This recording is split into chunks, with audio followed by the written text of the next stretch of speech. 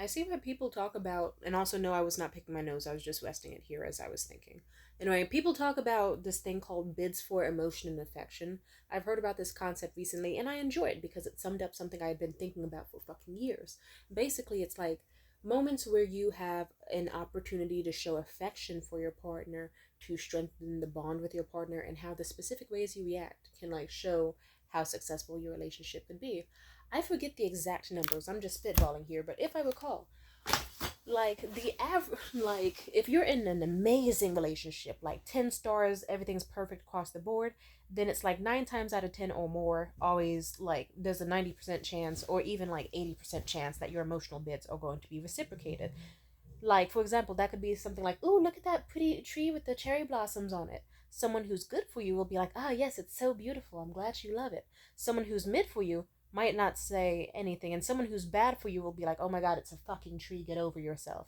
And that's exactly like that's how you can detect like bad omens or red flags in a relationship. Usually, there's a lot of them. Sadly, sometimes that's the annoying thing. As an autistic person, how are you supposed to keep track of all these millions of different things? But the more you practice, the better you get at it. And they say, yeah, a neutral relationship, that's okay. Like, it'll be like 70%, 60%, like half the time. And then a bad one, it's like next to no or muted. Where, and this can be like small scale or big scale. You could be like, "Hey baby, I don't like it when you call me that name or nickname." They'll be like, "Oh my god, get over yourself." You could talk about how sad you are over, like, actually, yeah, I had to end a friendship with someone recently, and like this wasn't the reason we ended the friendship. It was something else. I've talked about it in other videos. But for this specific friend, they told me that their girlfriend that they've basically been leading on for years and stuff, who wants to get married, that they basically will never fucking marry, and they know it. They've cheated on her. They've done a lot of fucked up shit. But they basically were like, "Ooh, yeah, so my girlfriend's getting all naggy and stuff, and all sad and gloomy and depressed because her mom died and or is dying, and ooh, like, and I just told her, you know what, you're under a lot of stress. We should just separate and break up so that then you could just focus on you and I focus on me." And then he started mocking her. He was like, "Ooh," she was like, "No, no, this could work, this could work." And I just told her, "No, like, this is a bad idea." Long story short, they did not break up, but I remember I saw that friend in a very different light from that point on. And then lo and behold, we ended up in our friendship like 2 weeks later because they ended up being a fake ass friend to me too. It's in their moral code. Like, I was thinking they were such a thoughtful person in some ways and not others. And it's like when it really matters, they are not. I went on a date with this guy. His name was Eric. Me and Eric went on like 3 dates. Also, it's weird. He has my younger brother's name, but don't worry about it. That's the least important part of the story. He would not like any emotional bid for affection. He would fuck it up. Like, I could tell him a story about how intentionally someone like overtook the sidewalk with a bike and went out of their way to jostle me on an empty street, despite there being like easily 8 feet or more of like the segregated bike lane that was safe for them, the huge sidewalk, but how they went out of their way to basically like do a near miss situation on me and call me a bitch. And then they responded, just entirely flat out ignoring what I was saying, to patronize to me about, "Ooh, the homeless have issues too. Some people are," and then go on an entirely unrelated rant. So it's like, okay, you fucked up that bit for my emotions. We ended up going to Home Depot. I picked out some succulents I liked, and as I was reaching for another, I pricked my finger on a cactus, and I was like, "Oh, ow, that hurts." And I was trying to pull out the little needles myself as he just stood there, a grown ass man, twice my age, just stood there with his arms folded, staring at me, and was like, "Why did you do that?" "Yeah, next time don't do that. It's gonna hurt." Okay, and then over time, it would just like little things like that, over and over and over. I could be on a date with him and talking about, "Ooh, I went to this nice restaurant called the Palm Court. They had this amazing dessert I never had before. I've had fried banana ice cream and I loved it. It's one of my absolute favorite desserts. But they had one where it was like bananas that were flayed open and creme brulee style, so that you had to crack it with a spoon. With oh, it was amazing. Served with like caramel, ice cream, pecans. It was amazing." They look at me and go, "That's called bananas Foster. Yeah, that's a thing. That's a thing." And it's like, what? if you what's wild is that after 3 dates they tried to open up a conversation with me about marriage and kids, and I gave them an honest answer, but over time, like, we just decided not to work things out, and I just told them, like, honestly, I found it kind of strange that you suggested marriage and kids to me. They were like, it's not that strange, maybe it's just because you're young, but actually it's most common that when you get older, people will even ask you on the first date, like, your stance on marriage and kids. And I said, exactly, we didn't have that conversation on the first date, so that was a bad omen already. But on top of that, you want me to fully have a solid answer about how I see marriage and kids with you specifically after 3 dates, and you don't know my middle name, you don't know my favorite color, you can't even remember my hobbies. And I straight up told him, for example, I told you on the second date about my script about drug psychosis and mental illness and how that can affect people, and my own experience with that. And then the very next date, you entirely forgot about my passion project that I told you about, and then basically tried to mansplain to me what drug psychosis is, despite our previous conversation. And he had an attitude about that. He was like, oh, well, if you brought it up sooner, I probably would have responded with, like, emotional maturity. And it's like, I mean, I can't name a single time. Like, no, they did not have emotional maturity as I was with them. I remember I told them about that passion project, and they were just like, interesting. Anyway, and then just moved on. There were only two noteworthy times where they actually did show, like, seemingly, like, did show care. Like, we went to Ben and Jerry's for ice cream. I spilled some chocolate sauce on my skirt, and they paused and almost damn near got on their knees trying to wipe it off for me, and trying to be like, ooh, put some seltzer on this when you get home, da da da, whatever. And then another time we were at a jewelry store, and I was telling them all about gemstones, and they seemed to, like, really enjoy that. And there were some pleasant moments like that. Like, on paper, it was one of those things where it's like he seemed like a decent man, but personality wise, he was not cutting it. He was not showing the level of intentional care I require out of a person to be with me. I like the type of men where it's like if we go to a restaurant and the music is way too loud, they will personally go to the hostess and be like, oh, excuse me, my date's artistic and this music, like, we can hardly hear ourselves think. Can you turn it down just a tiny bit? And then they do. And then we're able to stay at the restaurant. I like a man who's like, hey baby, can I get you something from the store? Anything you need at all, anything, I'll pick it up for you. I like a man where if I tell him a sad story, he lets me know that it's sad. If I tell him about a passion project, even if it's not entirely his thing, he still shows support, basic, bare minimum support and interest. Like, trust me, I've dated dudes where we didn't always have the exact same politics, but they would still inquire more about my scripts, inquire more about my lifestyle, my backgrounds, listen to stories, and feel interested. Don't be an Eric, because an Eric is the type of dude where it's like I was describing to him in depth about autistic hyperfixations, and he was the type to be like, well, I think that's just called a hobby. I think everyone has a hobby. And that showed, one, he was not listening to me talking in depth. Two, he was dismissive and rude. And yeah, it's like, sir, I was telling you in depth about how hyperfixation for me with my autism is more like, hey, if you can't eat, can't sleep, can't think about anything else but it, and you're feeling obsessive and it's unnatural and it actually at some point maybe even hurts you to be dedicated this much, then that could be a hyperfixation and or obsession. But okay, just dismiss me because you want to be a fucking cunt. Hmm. And then that just, honestly, I didn't date him because I saw potential in him. I dated him because it's like, okay, he's a total fucking asshole. But you know what? On some Daisy Buchanan shit, if he's willing to provide me a certain lifestyle or experiences, I will tolerate him. So we tolerated each other. He liked me because of my youth and my beauty. I liked him because he could take me out to a spa and pay $500 for it, then take me out to French food after and not bat a fucking eye. He was a fun distraction from my fucked up life. But even then, I still thought to myself, okay, he's better than my exes in the sense of his income and his generosity in some ways, but in the actual personality ways, I think actually committing suicide would be more enjoyable than spending time with this man. Like, unless it's an extremely fancy, rare date, I will not be able to tolerate this man's presence. And that's not good for me. That's not good for him. That fucks with my morals. That wastes his time, wastes my own time too. It's like, so I think that's why he contacted me and he was like, listen, I was looking forward to this fourth date and you seem amazing and I think about you all the time, but I have a gut feeling this isn't going to work out. And it's like, no shit, dude. You went for a girl half your age and you don't know any of my hobbies despite me talking to you about it. You don't truly give a fuck about me.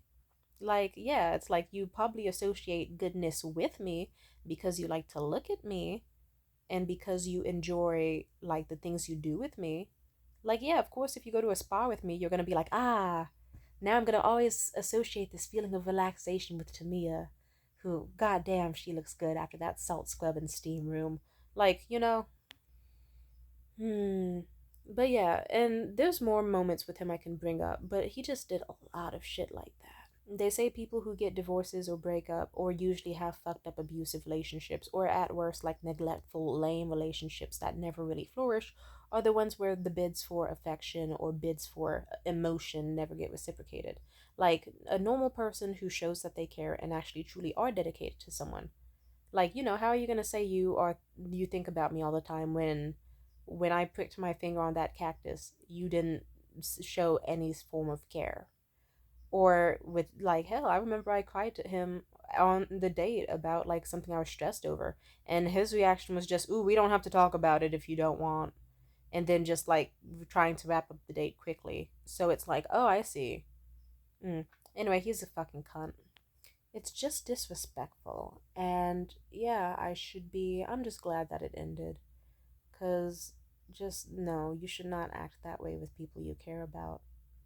And frankly, that's always why I tell people, like, if you're dating someone and they're like, ooh, my boyfriend didn't get me anything for Valentine's Day, he blames it on being a corporate holiday and says he can get me gifts any other day of the year, but then he never gets me gifts. And if I do ask for a gift, he won't give me the right one. Or he'll say I'm gold digging, blah, blah, blah. I just tell them you need to leave that relationship. Someone who truly cares about you would not put you in that situation. Because if you would be on a date with a man and you yourself could picture treating him out for a meal just to be nice, or baking him cookies, or planning out thoughtfulness, he is capable of that same energy. He's just not giving it to you because he does not like you enough or care about you and wants to drain you of your resources, your time, your energy, your youth, or just likes to look at you and be in your face without actually providing anything of value.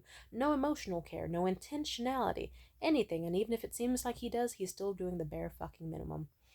At some point, it actually got that way with my ex boyfriend Liam. I remember at some point, I was damn near crying for him to take me out on one fucking date. I was like, please, we have a Groupon that we haven't used. It would get us like a lot of free food at Mel's, and there's this free comedy show. No 2 drink minimum. We just have to show up. And then yeah, like I have a cute outfit I could wear. Like we've been doing nothing but like sitting in your house playing video games for ages. Please, can we do something? All we would have to do is pay for the bus there and the bus back. This nigga really tried to be like, I don't know, baby, I'm not sure. He was never the type to say no. But anyway, eventually we went on the date. He had a good time with me, mostly, but actually, no. I remember this actually, between that and then what happened on the date. I might have mentioned this in a previous video. We went on the date, we were at Mill's Diner, and I remember specifically, he was talking all this about not wanting to spend too much and only wanting to spend what was in the confines of the meal, just for him to order one of the most expensive items on the menu, which already took up like 90% of the Groupon's value. So it's like, okay, well, there's nothing on this menu that I can get for $5, so I'm gonna order something that is fucking filling for me too, because I guess he's throwing caution to the wind. Either way, like I was eating my food, but he wanted me to take the reins with a lot of things in the relationship, and I could give bids that I wanted him to help me, and he would be weaponized and incompetent. He would just be useless. And I remember all I did was like my hands were sticky from eating the shitty nachos I got. And then I just thought to myself, okay, I scheduled like most of everything on this date. I just want him to be able to pick up the phone and call this place for me. I was like, "Hey baby, do you think you can like call the venue for me and ask like if I take this food to go, like am I allowed to bring it with me, or do they not allow outside food or out inside of their bar?" And then he looked at me in the eyes, and this man who has never said no straight up before just looked me in the eyes and said, "No," with a smile. And then me, men get scared when I get quiet, and I'm utilizing this ability more. I just looked at him and went, and then ate my nachos. And then he got salty and he was like, well, what's the point? Because if we get there anyway and we have to throw it out, then we'll figure out once we get to the door, right? And I just said, and kept eating my nachos. And he kept trying to talk to me, and I just kept eating my nachos. And then eventually I just asked him, so why won't you anyway? Like, it would only take you like 20 seconds at most. And he just was like, oh, I just don't want to. And that just kind of spoke volumes to me. That was one of the build up moments to me fully being like, this is not a man I would want to date. Because a man who truly loved me and cared for me, I would not have to fight to go at the house with him to have a free date that would have cost all of $10 fucking. And also, like, just no, he would not be selfish. He would not be anti generous. He would not be like, and at that point, all he had to do was pick up the fucking phone. Like, you look up the place on Google Maps, press the number button, press the green call button. Oh, hi, is outside food allowed, even if it's in a box and we don't eat it? Oh, it is? Okay, thank you, and hang up. Could have taken him less than a minute, but he didn't find me worth the effort. So, yeah, as you can imagine, that relationship ended for a very good reason. A lot of reason. And on top of that, I remember, yeah, we broke up, but some time passed. I think it was like a year after our relationship ended, but we were still seeing each other casually for reasons. And he basically asked, like, yet again, it came up. I was like, he was the type of dude where you could ask him to, like, he could get on the bus first and you have to tell him where to sit. Like, you could tell him, hey dude, the restaurant is going to be 12 blocks down the street and on the left hand side. And then he would do one single crosswalk and then go, oh, you said it's on the right, baby, and then start trailing off. Like, he wasn't, in some ways he was not very smart, but in other ways you could tell when he was faking it. And I finally got the fucking veil lifted over my eyes and realized, oh, okay, he actually is faking it. Because at some point, I was just like, hey, baby, can you do me a favor? I'm too busy getting dressed. Can you look up like directions or like and when the bus comes so we can go to that restaurant?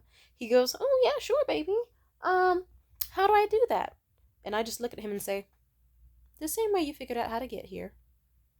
And he looked at me like I was crazy, and he was like, I mean, like, but how am I supposed to know how to do that? Like, how do I look up the restaurant? By looking up the restaurant. Okay, but like, how am I supposed to figure out how to get there? By looking up the restaurant. There's buttons. It'll tell you what to do when you look up the restaurant. You know how to do it. And then he was like, yeah, but how am I supposed to know? And I said, Liam, you know how to do it. He got so mad at me, but I just stared at him. And then eventually he realized, okay, to me it's gonna kick me the fuck out if I keep pretending I have never used Google Maps in my fucking life before and don't know how to Google things. So lo and behold, he did it. And then like the time he could have saved his own fucking time and breath and oxygen, but he wanted to waste it. But either way, after that little kerfuffle, he did go, oh hey, the bus actually comes in 6 minutes and we have to walk this direction, because he knew not to play that shit with me anymore. And that's what it means to be an intentional, thoughtful partner. You shouldn't be like, because there's actually videos online of men being like, hey, my wife asked me to go pick up milk from the grocery store, and I decided to sit in the fucking parking lot in the rain and tell her that I can't find it and that I don't know where to go, and but really he sat there in the parking lot recording himself bragging about how his wife is never going to ask him to do favors again and do it herself. That's someone who is not an intentional, thoughtful partner. That's someone who's a piece of shit.